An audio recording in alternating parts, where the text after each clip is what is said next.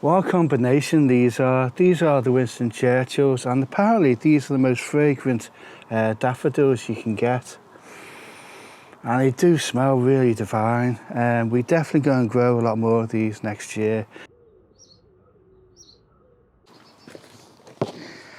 Hello and welcome back, and what a glorious day it is today. Oh, it's so nice to be back out into the garden, especially with this sunshine that we're having again.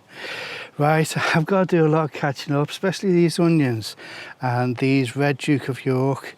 I mean, they are some beautiful stems on them, but they're just popping through. Let me show you on this one. This one's a bit better. They're just popping through now. Right, so that's actually given me an idea. It's just a thought, and that's what I'm going to do in a bit. But first, you're going to have to bear with me. I'm going to go right the way around the houses to get to what that idea is. So, as you can see, I haven't yet done this bark. But what I have done is I've done this, and this is what I've done. I've rebarked this, but I've also rebarked all the paths. And I've given it a real thick layer right the way down. And to come out now and see the hellebores, and then to see this area with everything now popping against the bark. I forgot what these names are. I will put them up, and I will put a close-up of those. They are popping. We've got the grape hyacinths popping. There's a bee just on that one, just going round and round. And then we've got the backdrop of this bed. We've got the radishes coming up, but the rat-tailed radishes, let me show you those. Yeah, so I think I've made a mistake on these. I thought they're just going to be single stem because I've done them over winter, but they are now flourishing away, and all these leaf nodes are actually getting stems on them as well. Now with these flowers, each stem, at the moment I've got 20 pods on each stem, plus the flower heads as well, and the flower heads just keep on growing. So this could be a real productive plant for me. I've got, I think it was about 8 in here. I've lost count. What have we got? 1, 2, 3, 4, 5, 6, 7, 8, 9, 10, 11, 12. So there's way too many there. They do say they grow to 3 foot spread. So what I think I'm going to do is I'm going to leave them in here. They are thriving now. And every time we come out the door, we see this bark or the plants popping there. We've got all the hellebores over there, and then we've got these, and especially on the dark cloudy days, which we are still getting a lot of, these white flowers against all the darkness really just swaying in the wind. They really do put a smile on your face. Now over here, this was going to be the full beetroot bed. So what I'm going to do is I need to put a net on these. The radishes are getting a little bit pecked away by the pigeons. So we'll put a later sowing once these radishes have come out. But some of the early sowings I've done on the beetroots, they'll go into the spare bed now. And what I'll do is, once these spinaches are finished with, which I'm going to do a nice picking a little bit later on for me lunch, is I'm going to put more of these rat-tailed radishes in here, and probably into this bed as well, because mostly this bed is a spring bed. We've got the bluebell studs to come up with the tissantons, the forget-me-nots, so we're going to get a real good sparkle of flowers there, and the aquiledias. Who can forget them? That's just another weed for us. Then that bed sort of dies back a bit, so what I will do is quite a few of these. And like I said, I've got straw flowers, stocks, cosmos is going in the front. What else have I got? I've got another one which I've completely forgotten. Mine's gone blank. Right, so we've done this bark, replacing it. I've got a byproduct from it because I actually sieved all the old bark. I put 400 litres down, which is quite a bit. But with me walking on it, I wear it down. I end up with this mini bark, very fine bark.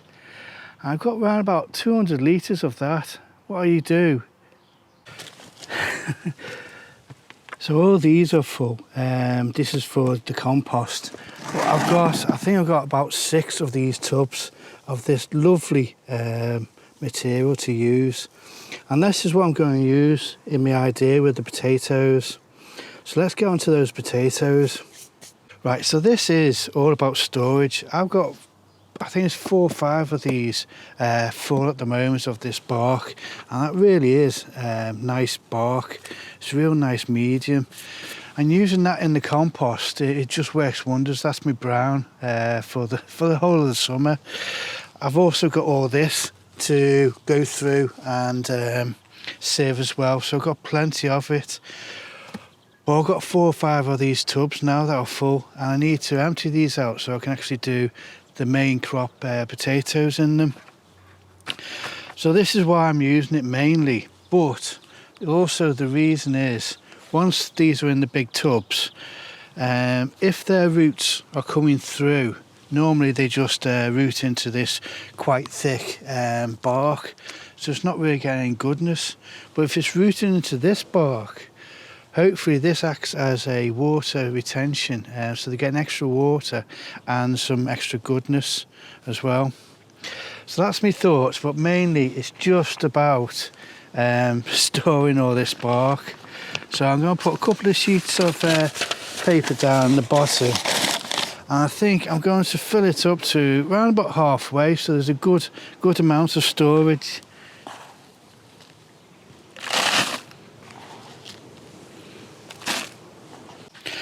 This was actually quite warm as well, and with it being in black as well, it does keep the warmth in, so that will hopefully keep the roots nice and warm as well if need be. Right, I'm really impressed with the colour of these plants. They're very decorative as just as a plant itself. So to get the potatoes from it as well, I'm going to be made up with that. Let's see how we do it.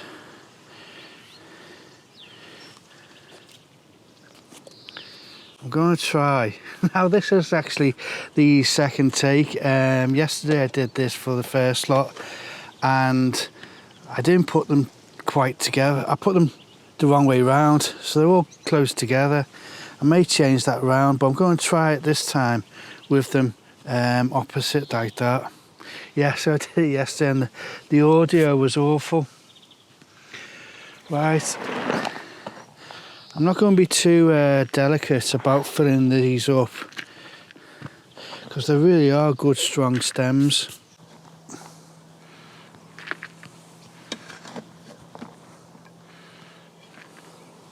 Right, and now just for a good old soaking now. Right, I'm going to leave that, let that drain through for a bit, and I will be topping this up again. But yeah, it's nice to actually get these finished off, and they will be going back into the greenhouse for the next couple of weeks. Right, let's go and pick some lunch. These Oscar purples, they really are massive leaves. And I'll go for some of these wasabi mustard. Right, and some spinach as well. There's some nice leaves as well on that. What a combination these are. These are the Winston Churchills, and apparently these are the most fragrant daffodils you can get. And they do smell really divine. We definitely go and grow a lot more of these next year. Put them out into the front as a cutting daffodil. And then these are the Moonlight. I think it's Moonlight. And they got round about 6 heads to them, and are multi-stemmed as well. So they're a real bonus of a daffodil. And it's a great combination as well. These are delicate, fragrant, but these really do smell nice. And they got round about 4 heads to them. That one's got 3, but mostly have got 4 heads to them. So they really are a bonus daffodil, lasting quite a while.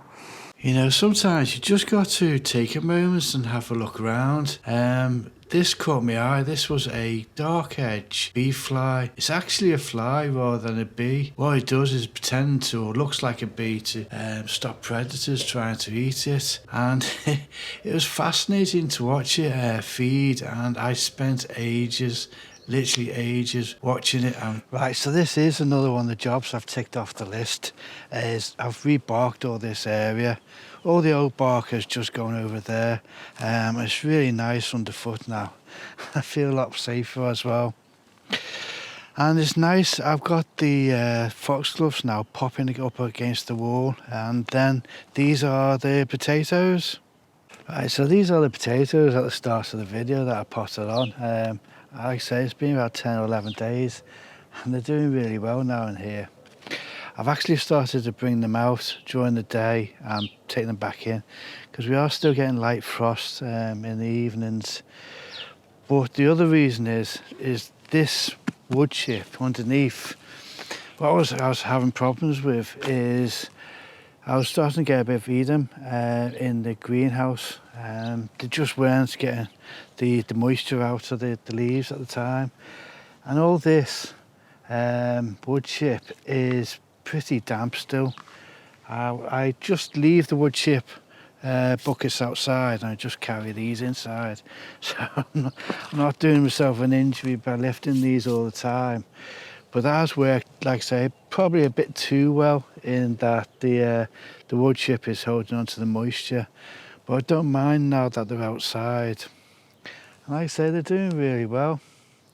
When I potted on the other ones, it was nice to actually see, and I should have taken photos of it, the small potatoes just starting to form as well. So I'm really looking forward to these.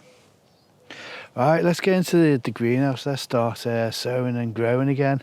Right, so we come in here and it does actually feel quite bare. Once the onions go out, there's not much left in here. And I think that's why I'm going to call it sowing a bit late on the thumbnail. Because I do feel like that. I am ahead. I'm ahead with the tomatoes. I'm grateful for doing them so early, and because they have really thrived in this sunshine. Here's an interesting and useless fact. That's a normal vine tomato. This one is also a normal vine. It's a cherry tomato, and I noticed the difference in the leaves. Now this one is the lotus, so that's the bloody butcher and that's lotus, both from seeds from different places. So I knew it wasn't the seeds. I hadn't got any rogue seeds. And I looked it up and they're actually called potato leaf tomatoes. Basically all it is the leaves look like potato leaves. So there we go. That's another useless fact. So yeah, I do feel a little bit behind. I've got lots to pot on, and especially with these container wisers. They really do need the plants to be potted on quite early. So this is the kale, and that's the kohlrabi. So around about the size of the kale, that's where I need to pot them on. When I get to this size, they're drawing out so much water that virtually I need to stick them in a little bit of water all the time so they don't dry out. I don't want to lose those so late. But you really are running the risk with these container wisers. You know, as soon as they get into 9cm pots, then I've got more control and they've got more to soak up. Now, the beetroots in the 9cm pots, they've worked really well. The roots are only just showing for the bolt hardy. The chioggia, they're not showing yet. So I've still got a couple more weeks before I need to pot those out. These will go straight out into the bed in the next week. So that's worked really well. The Golden Detroit has been a hit and miss in here. So what I'm going to do is probably put in a few more seeds. Because even though that's got 5 stems, they're probably just from 3 seeds that have actually germinated. But I don't think the heat has helped with the mixture of those, the potting mix seems to have dried out, and I've actually lost a couple just because of the heat. We'll see how we go with all those. I've got lots to plant or sow up there now, and what I'm going to do with these is, because these are all from the March basket, I still haven't even sown those, so I'm a bit late again now with those. So there's plenty of peas, and I'm just going to do those in the wet paper towel method. And what I'm going to do is every evening now for about half an hour is just sow a few seeds to pot on a few of these kohlrabi, the same for the Chinese cabbages, the lettuces, and hopefully I can slowly start to catch up. I'm quite looking forward to that in the evenings when it starts warm in here. It's still warm in here because I shut the windows around about 4 or 5 o'clock, so it keeps the heat in. And just because we're still getting light frosts in the morning as well. And another one I've got to really desperately start sowing because it's January to April for most of these. I've got stocks, asters, silvery rose, which is the straw flower, and eustomas. I think that's how you pronounce it. I've got 2 versions of that. So I've got a lot to do, and I'm not going to panic because I know as soon as you start potting on, then it starts to really fill up. You know, you go from there's 20 in there, well there's 18 tomato plants, so as soon as you pot them on it starts to fill up, and I look like a proper YouTuber again with a full greenhouse, but at the moment it's looking quite empty. Right, so that's a lot of wittering on, and it's getting very warm in here. So like I always say, I hope you enjoyed the video. I hope to see you again when hopefully this looks a little bit fuller in here as well.